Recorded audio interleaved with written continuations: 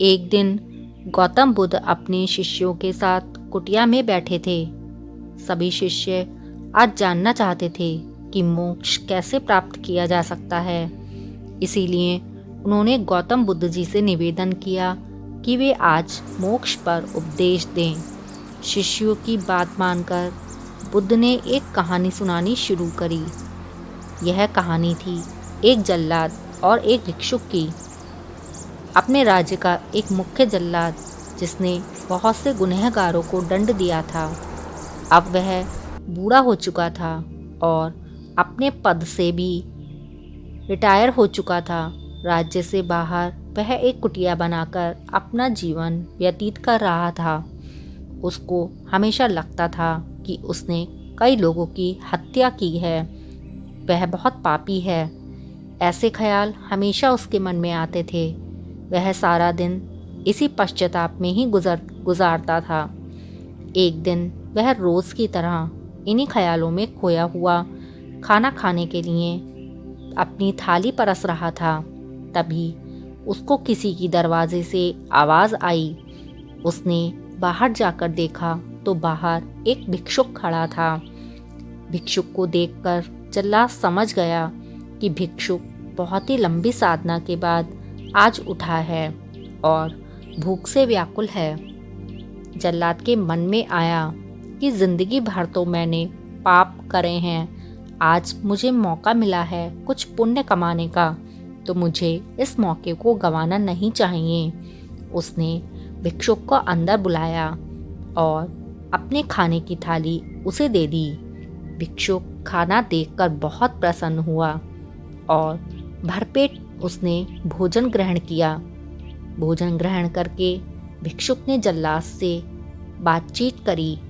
जल्लाद ने भिक्षुक को अपने जीवन की सारी कहानी सुनाई।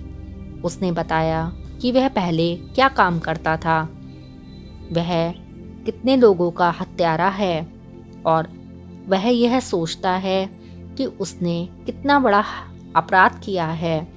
जल्लाद की वेदना को सुनकर भिक्षुक शांत हो गए और बोले, क्या वो जीव हत्याएं तुमने अपनी मर्जी से की थी? जल्लाद ने कहा, नहीं, मैं तो बस अपने राजा की आज्ञा का पालन कर रहा था। मेरा कोई भाव नहीं था उन्हें मृत्युदंड या सजा देने का। तब भिक्षुक ने कहा, तब तुम अपराधी कैसे हुए?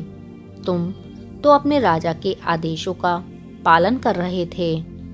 अब जल्लाद को एहसास हुआ कि उसने कोई गलत काम नहीं किया है या उस काम के लिए उसका कोई दोष नहीं है।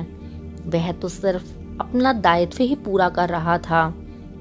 यह सुनकर जल्लाद का मन अब शांत हो गया। भिक्षुक ने जल्लाद को उपदेश दिया और वहां से विदा ले ली।